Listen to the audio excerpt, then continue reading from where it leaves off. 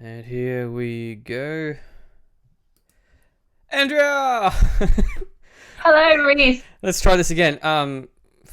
You guys won't know this, but yeah, this is our second try it podcast. Because we actually went for 45 minutes and had a crack of a conversation this morning, and Yeah, yeah, it didn't record it. Uh, Technology is good good. practice. Hey, it gave me time to get more prepared for this. How's your day been? Has you got your tap fixed?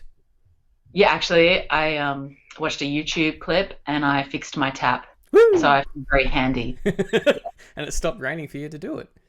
That's right. Mm. It's great. Hey, you went live just before too.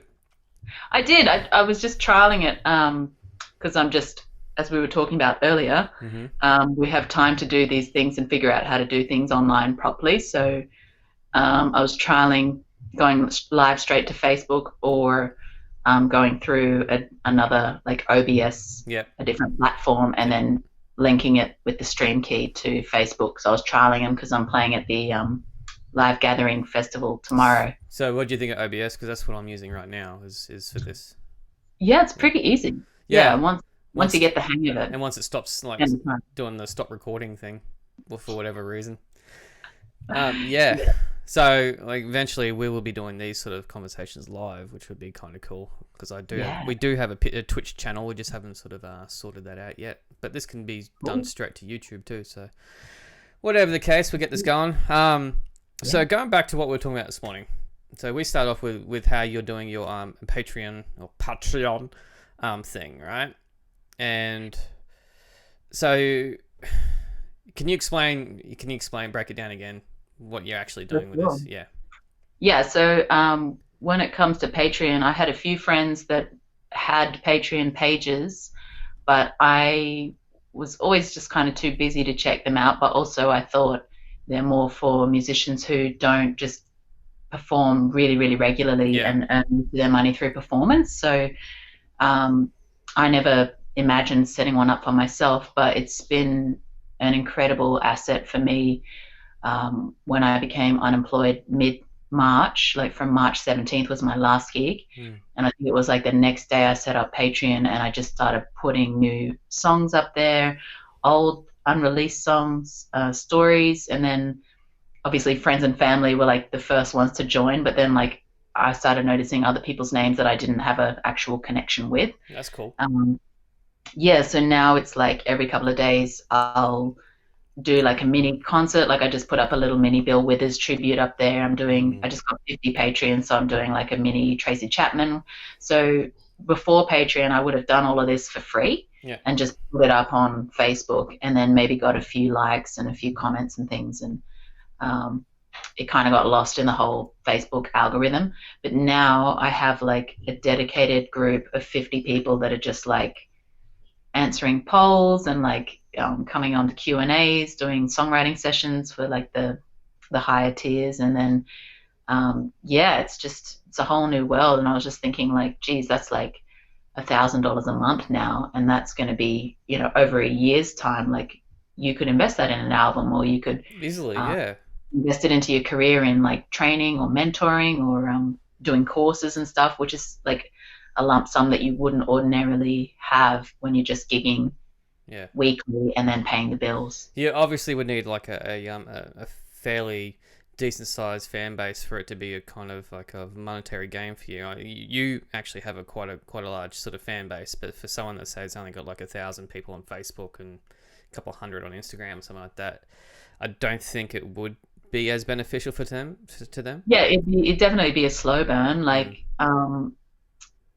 I'm very grateful to have like 5,000-ish followers on Facebook that are mostly people I've met Yeah. in real life. So they're quite passionate about my music, which is wonderful. We've shared time and space, and like we have that connection that's not just like a random click like on a Facebook ad or something. So Mm. um, slowly over time, even though heaps of people are unemployed right now and job security is really low, I feel like they're like, yeah, I'll give Andrea, $5 a month for sure, and Mm. it's just the price of a coffee, and then I just like entertain them, and then yeah, things are getting a bit kooky on there. We'll actually link your link to Patreon as well, sort of after this, once this video Thanks so goes much. live. Yeah. Um, Yeah. Now you're also part of the live tribe gathering thing, which is happening all. It started yesterday and it's going through till tomorrow, Sunday. Sunday. I've lost. Sunday, I've yes, lost four track of days. days. Four Yeah. full days. But you're on tomorrow, right? Yeah, Yeah. I'm on Saturday at 1 p.m. And you're doing like an hour and a half or something. Yeah. Yeah, it's a big set, Mm. so I'm thinking I'll probably tell stories and then play songs and um, yeah, now that I figured out how to go live, I'll just, fingers crossed it goes smoothly and then people will just tune in when they want and then otherwise the video will be up there on the Live Tribe Gathering community page, which is a public page. Mm. So I think last I checked it had 3,500 followers, which is pretty incredible That because happened real quick too. it just got launched last week. Mm-hmm. So Rabia, my friend who's running it, she's done an incredible job, and now it's endorsed by Sunny Coast Council and Caloundra Music Festival, and I think it's a great way as well for artists who are on that bill. Even though we're donating our time, it seems like there's going to be a lot of playing to a new audience. Like Yeah. I don't know who those 3,500 people is. I invited about 30 of my friends to join, Mm-hmm. and sorry for those people whose names start with A, B, C, or D. Like they're usually the ones that get hit. Like I always get hit whenever people forward Yep. stuff. But yeah, so I just like thought, oh, I better add people. So I just added about 30 people, and then just thought, yeah, everyone else can find it if they find it. Yeah. I think it. Given what we're going through right now, and we did bring this up in the podcast that failed. Considering what we are going through now and people adapting to this technology and the streaming and that sort of stuff, I mean, the streaming thing's been around for some time, but now as musicians, we're being forced to really sort of use our brains and utilize it. Do you think that this sort of whole like streaming festival thing is going to basically be a new forefront for us? Like, obviously, we like performing live into a crowd because you can't beat that, but Yeah, I think it'd I be a think good so. way to do an album launch or something like that. If you can't, say, book something, it'd be one way of doing Yeah. it. I think it's definitely, and as we were saying this morning, the trick is going to be to monetize it. Mm. And I think that through Patreon, you can do live stream to a select audience, and you can add the audience with emails. So it We might be invite them. something that if people are overseas, they can't get, or out of state, they can't get to your gig. They might just go, yeah, I'll sign up to the $5 live stream of the album launch. Mm. Just things like that. But I definitely think there's a place for it because we can't be everywhere at once. And, I would love to be at like barefoot gigs sometimes, but I'm gigging. And so I try to, I would be down for watching that back. Like Yeah, if yeah, it was the replay. recorded well. And, Yeah. yeah, for sure. And I mean, because we don't really get played on radio, like as independent artists. So Mm. the goal is to kind of reach an audience over the internet because it's like free to do, hopefully. Mm. And then, that's just a bonus because, yeah, some gigs you do, there's only 15, 20 people there. And if you can reach another 50 or 100 online, that's awesome. Yeah, I think the apps or more mobile versions of streaming ability will be adopted pretty quickly after this. I mean, I think I get a feeling that a lot of gigs and that sort of stuff now will be live streamed. Like we started seeing quite a bit of it happening in the past 12 to 6 months. I mean, I know that, I think the Zoo did one. Triffid's cool. done it. Yeah, I have seen them live stream before, where they've been like sort of bigger events and they wanted to do it, which is actually kind of a cool thing. Particularly if say say with Soul Bar or something like that being only 350 or 400 cap, and it's sold out, it could be beneficial if they did live stream it as well. For sure, for those that missed out. Yeah. I'd love to support it because I rarely see live music. Mm. And so I've watched heaps over the last couple of weeks. It's been great.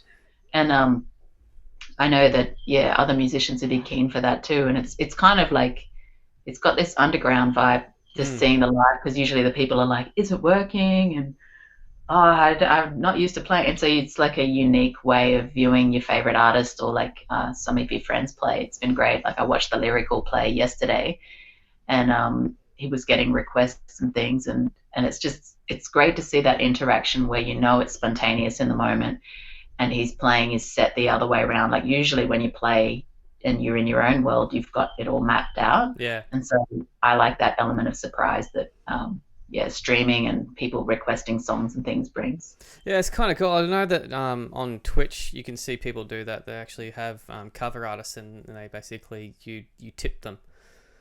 Oh, So cool. you can actually see the tip jar sort of going up in value. Yeah, it was more adopted by the gaming community. Oh, okay. So all the live streaming gaming and that sort of stuff. I mean, my kids used to watch it all the time. Wow. But it really started particularly in America with when the lockdowns were all happening and that sort of stuff, and these musicians, particularly sort of solo musicians that were used to, like yourself, having regular income and regular gigs all the time, they basically had to think again, and they started doing all this Twitch live streaming. A lot of DJs do it too. Wow. I know that Rowie and his partner Laura, and that they organised that little mini Duff Fest thing over the last weekend. Cool. And it was all these other DJs that were doing their sets, and it was I know Rowie was using OBS Studio and he was using Twitch, but yeah, some weren't, some were, but it's actually kind of cool. And you got the chat format there. Yeah, do. Yeah, because now that we've got time, like we said this morning, like it's just about learning how the technology works, and we finally got time to get our head around it, and then you just watch a YouTube video of how to, and then like you've got it. You're streaming on all the different platforms, you're fixing your taps, you're doing everything. It's great. You can do it all and still do maintenance. COVID-19 doesn't shut down the internet, let's just say that. Yeah, well, imagine if this had happened like 10 years ago or 15 years ago. Oh man, there would have been riots, I reckon. People going crazy. Shows how privileged we are, I guess. Yeah, in a sense. Now switching things, we've been distracted by the news about the whole Corona and COVID-19 for like past month, and it's getting a little bit much. But we miss things like the cyclone that just hit Fiji. I mean, normally that sort of stuff we see straight away, right? But it's sort of taken a bit of a back burner. But it's because that's your home. It's been pretty devastating. So you're doing something for that, right? Yeah, my mum, she's from an island called Matuku in Laos, and so if you're looking at a map of Fiji, it's to the south and towards Tonga, and that's my maternal links to Fiji. I was born in Australia with my siblings because my dad's Aussie, but we used to go back most summer holidays. We'd go back to the village, catch the boat. It was like this horrific 2-3 day boat ride, and then we'd just like survive that, and then we'd be in paradise. And we spent a year living there when I was 8 years old. I went to school there. Have heaps of hilarious stories from living there, and we just saw that the cyclone went directly over our island, and the problem with the villages on the island is they're all really in the low-lying areas that are kind of on the same level as the ocean. So yesterday we received photos of my mum's village, my grandma's village. Is that the video, the photo you shared? Because I've just got that up on the screen right now. Is that your village? Well, the one I shared today, which is of the church missing its roof, that's my mum's village. That's where my grandparents lived.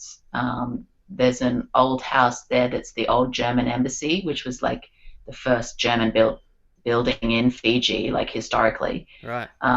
My grandfather bought that, and then they had all of their 11 children in that house. Like, so they were all born in this house, in this village called Lebukandaku. Mm-hmm. And today we just got those images through, which is the image from the Navy of the church missing its roof, and then the overall image of the village where anything that's not concrete basically got blown away by the wind. It's just all strewn about. It's pretty hardcore. You can see like the way the trees, all the palm trees are just sort of weltering around. Yeah. Man, nature, you're cruel. Yeah, they've been hit really hard the last few years because of global warming. Like my sister, she runs a social enterprise called Loving Islands, where she travels out to these outer islands in the Pacific, teaches them organic farming, and they work with whatever they already farm, and whatever products they have, and then they basically certify them as organic, teach them how to package it nicely, and then connect them to market. Hmm. So she's been telling us for years that like the village is not like it used to be. All the corals bleached and like everything's eroding, and it's been having all these issues with the climate. And now, like, yeah, we're having to look at.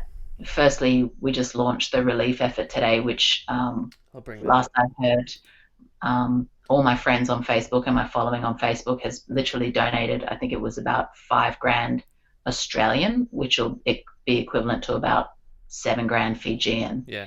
Um, Yeah, I've and just then put also the link on up the now. GoFundMe page as well. That's the GoFundMe link there with that you put up you shared earlier. Yeah. Yeah, yeah. So I yesterday my cousin started that one because he's my cousin, so his family's land is the next village over, Makandru, Mm-hmm. and we spent time in both those villages, and yeah, lots of stories from when we lived there and all our family there. But apparently, yeah, the boat that's taking supplies is going on Tuesday, Yep. and because of COVID-19, um, they've stopped people from traveling out to the outer islands to try and keep them secluded. Yeah. And so the boat only goes once a month. So yeah, we've got till Tuesday to fill it with like these emergency food parcels for each family. And then the GoFundMe page will be for supplies for the next boat, which leaves in a month's time as well. Right. Hectic. Yeah, it's crazy. It's really crazy. It's kind of like it's hard to be so far away, but at the same time, as artists, we have an opportunity to use our platform to Mm. help those that don't have a voice. So um, yeah, I'm just so grateful because my family's been through a lot this last year, like with domestic That's violence, right. losing cousins, and Yeah.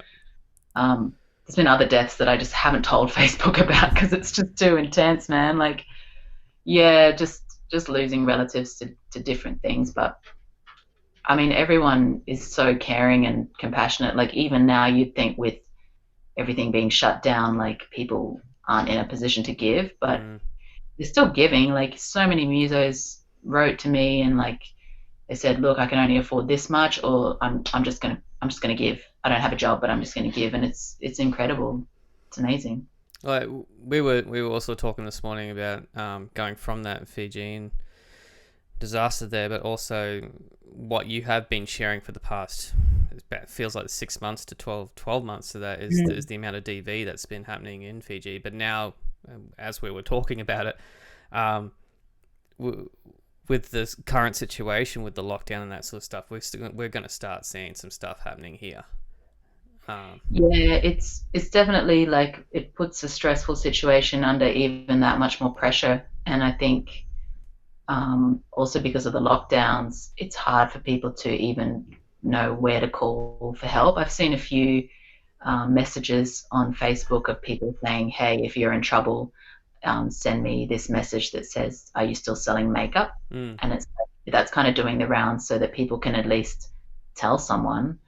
Um, but yeah, Deb Suckling, who runs Sugar Rush Records yep. in Brisbane, and she's done a lot of work with music and DV survivors and mentoring and things like that. She's been a real lifeline for me, just even to have someone to talk to. And she helped me fundraise for my cousin who passed away from it last year for her 2 children. Mm-hmm. And there's got to be a way in which we can connect with people in their homes through the power of music, but still keep them safe.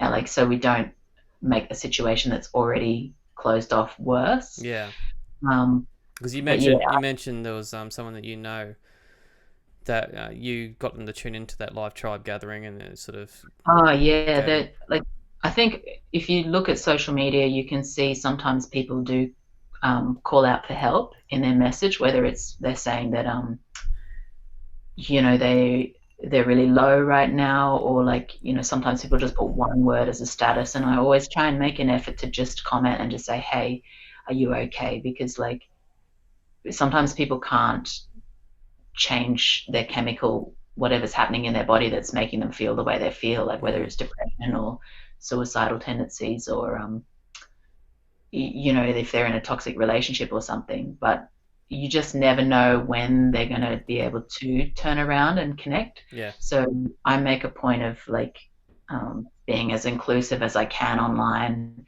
connecting with people. And with that particular person that I saw two different posts.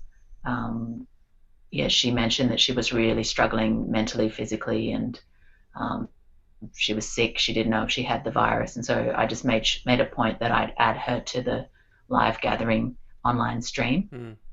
And another lady I added to, turns out she thought it was like an actual event, and she just wrote in saying, "Sorry, I can't go because I'm in remission from breast cancer." And I just said to her, "Look, it's online, it's free, you can just watch it from home." And she was stoked. So Mm. yeah, I think those online events, especially when they're live, it makes people feel like they're a part of something that's, spontaneous in the moment. And then I think that kind of creatively helps people deal with, shitty situations, basically. Yeah.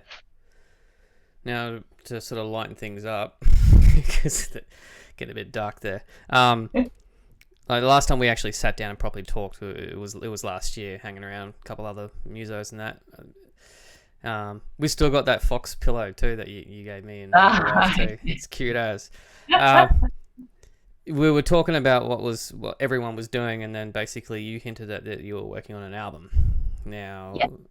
obviously things would slow down, but at the same time, you'd still have stuff done, right? Yeah, it took a little longer to get it going, Yeah. like because we talked kind of yeah, last year, and it wasn't till about 3 weeks ago that I actually got into the studio and started working on my originals. And I guess that part of the reason for that was because I was so busy and trying to catch up with tax that it just wasn't a priority. It was more about creating stability. That's gone out the window. Yeah. But yeah, so 3 weeks ago, I booked a day to produce one of my mentor students' albums that we've been writing over the last year, and she couldn't make it. So I was like, we'll keep the date with Paulie, and then I'll go in and work on, a couple of originals. So we ended up laying the beds down for three singles, and then everything got shut down, and we ended up just sending the tracks to Andrew Zamowski, who's recording keys on them. Yep. So at the moment, it's mostly like emails back and forth. Oh, what do you think about this? Love it. What do you think about that? Oh, maybe let's take it in this direction, solo more, and just doing it via email for that particular record. Mm. But when everything did start to shut down, I just kind of went into this like crazy survival mode where I just went, right, I'm not going to have an income. I need products. What am I going to do? And I just went, all right, I want to make a kids album. And me and Nissa Ray we were just joking about it last year that we should make a kids album. And then I was like, Nissa, let's make a kids album. So we've been back and forth doing like weekly songwriting sessions for this children's album. Yep. And then I got Brett Orr in, who's an incredible musician, to play on one of my mentor students' albums. And I was just like, right, I'm making an album with him. Yeah. So we like split royalties and just create like new music, collaborate, just see what comes up. And then I was going to make one with Alex Rocha, like a country style album, Mm-hmm. and with Paulie B and my band. So I had like, I think it was about 7 or 8 album projects. Like I was just like, go. And because I do write so often and so much, and I just create stuff all the time, like that's like an open tap to me. Like if I'm not songwriting, I'm making up knock knock jokes. Like it's like one or the other. So hopefully my family's like, oh, are you writing a new song? Because like I try all these knock knock jokes on them and they're just like, no. Yeah. So then we had to say, okay, well, everyone's isolating now, so we can't physically go and make those albums, but they're just on hold. They'll still happen, and I'll just split the royalties, and we'll just go, yeah, let's just make as much music as possible. I think Brett from WA, when I was chatting to him last week, or beginning of this week, he was the same thing. He was just saying we've got so much stuff now that's just coming out, and I think a lot of musos are going to be doing that. I've stopped writing because I'm still trying to finish my own damn album. And I know Barefoot's album's finished, so I don't know what Ash is doing right now. It'd be cool if when we all convene back together, yeah, and we see some new songs. And I know that Roey's done his album's done for his Zero Theory project with all his that. That's awesome. Yeah, I'm finding that those that can in the situation will create so much stuff. And as I mentioned to you earlier, we're going to see some weird, random stuff coming through, and it's For going to be sure. cool. Yeah, I think like originals artists are just like, oh my God, I have all this free time. Mm, And then like because, great, like so grateful that the government has started the JobKeeper program, mm. what was coming in anyway. It kind of allows us to take like this holiday that we never even thought was ever going to happen. It's a forced So creative moment. yeah, it's bizarre. Like, and I'm loving my Patreon because like I'm writing for them, creating stuff for them. I've started doing ukulele lessons, and like I've joined up other Patreons as well since then. Like I follow the Tuck Shop ladies down in Melbourne who are like this couple, Sam and Rosie, who are I find them hilarious. So Mm. it's like for the comedic and the musical content. And then I also signed up to a guy named Samu who is in Fiji, and he's like incredible at ukulele. So I'm like, I'm just gonna like, yeah, keep playing music, keep writing, and just keep supporting it like all the other musos around. Yeah.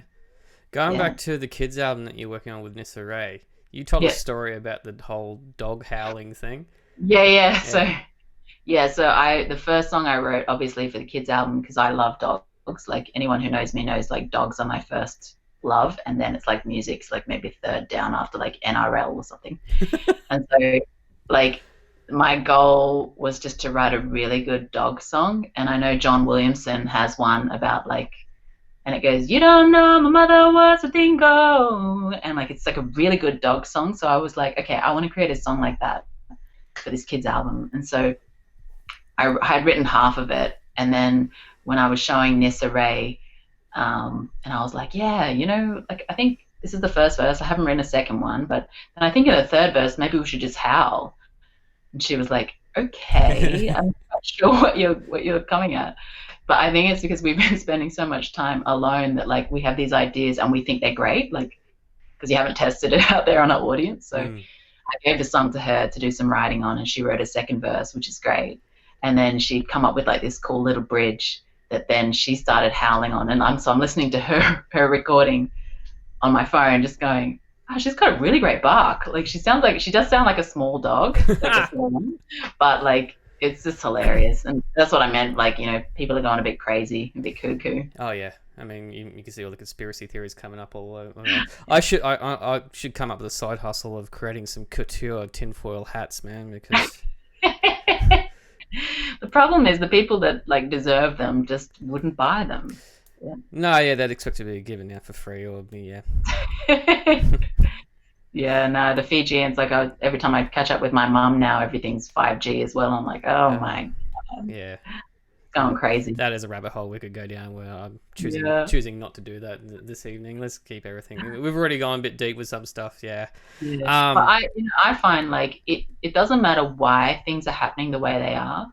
I always find like, what's in your control right now? How mm, can you make the best out of this situation? So even if things are caused by some kind of, men in suits sitting in a high tower laughing and, smoking cigars, like I don't have any power over that. But what I do have power over is each morning when I share music or when I post things on Facebook, like there's people out there that are, you know, they might be feeling down, they might be feeling sad, but then hopefully if we share our music, it might make their day like a little bit better. So that's kind of what I focus on rather than the whys and the hows. Like I've never been a very scientific person, so mm, I've been like one of the most gullible people. Like so, I have to be very careful, otherwise I'll just believe anything. yeah, And so yeah, I try to just go, okay, that's great, but I'm just gonna share music. yeah.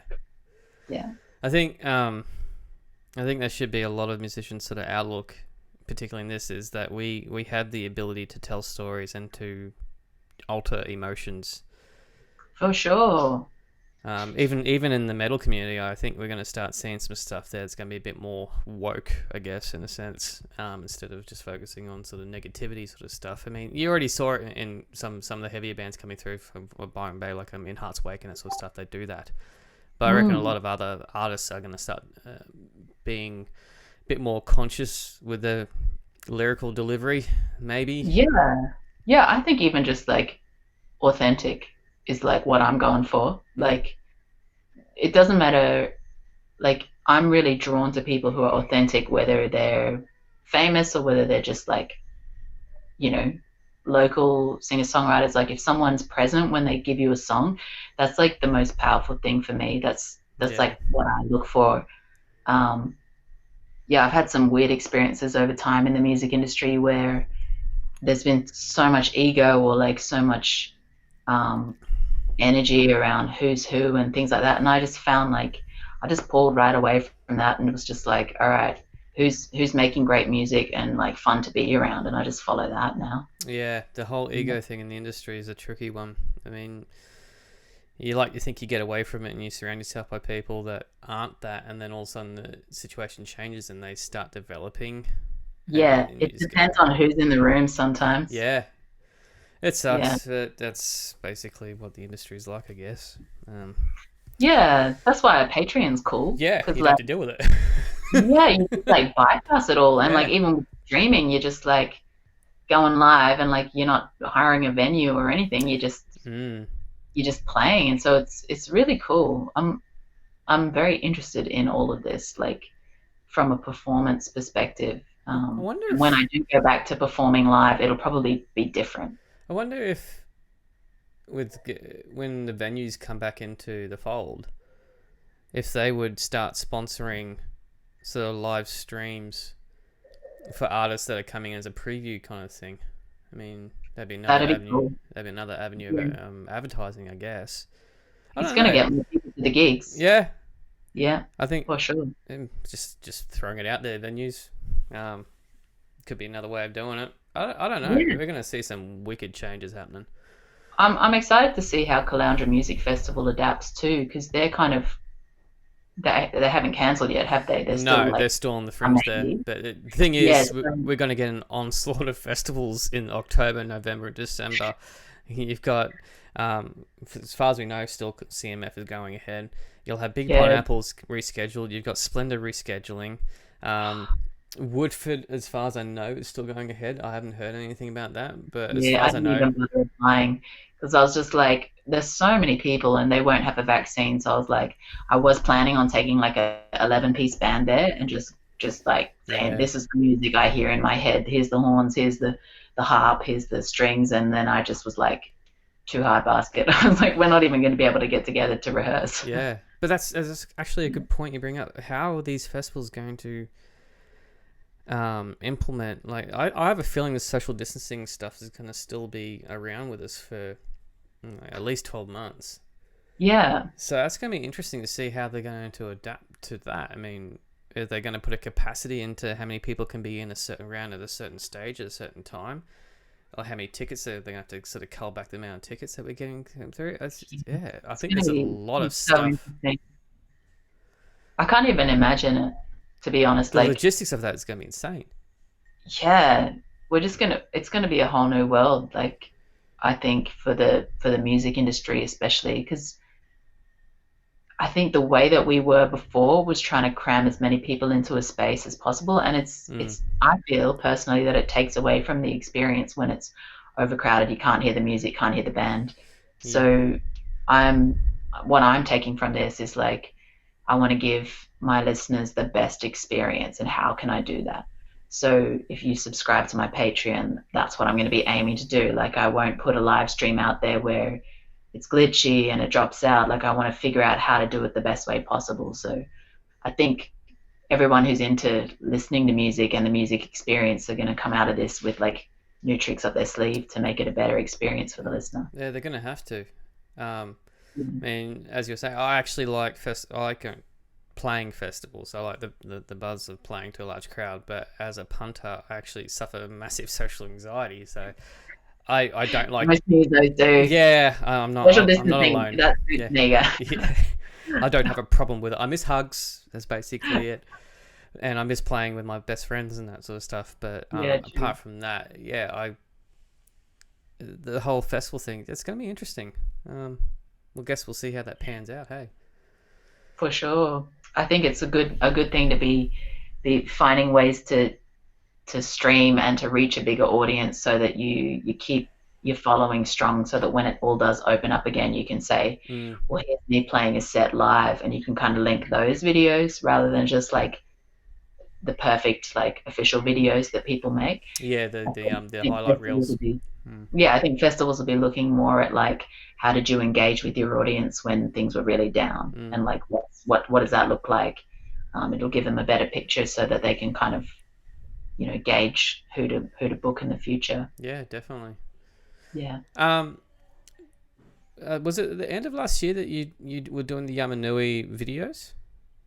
Yeah, I did that one for the Carol Lloyd grant. Ah, that's right. Yep. And then Sahara Beck won that one and put out some incredibly like world class videos and music and um, yeah, so we just did them. I didn't know how they were going to turn out, and they turned out much better than I could have ever imagined. Mm. But yeah, we're definitely gonna get in there and do something similar to that, as like do like my most high upbeat songs with my band and just split royalties with everyone and just create some incredible live live albums. Well, you could actually do Um, a Patreon live stream with that kind of thing too, if you really. yeah, definitely. We'll do like my Patreon followers are gonna get like the first look at everything I do basically. Yeah. And then from that point, like I'll just keep working on my actual official album, my fourth album. And then who knows? I have no idea, but like it's super fun having lots of options. Yeah. And now that we're sort of adopting to this technology and getting used to it, yeah. And the world's our oyster when it comes to this sort of stuff. Well, one would hope. Yeah, that's it. I mean, as long as you've got a computer, an okay internet connection, and you've got the ability to use like some of those recording programs or whatever, like Yeah. yeah, YouTube just helps do you. it. That's right. That's it.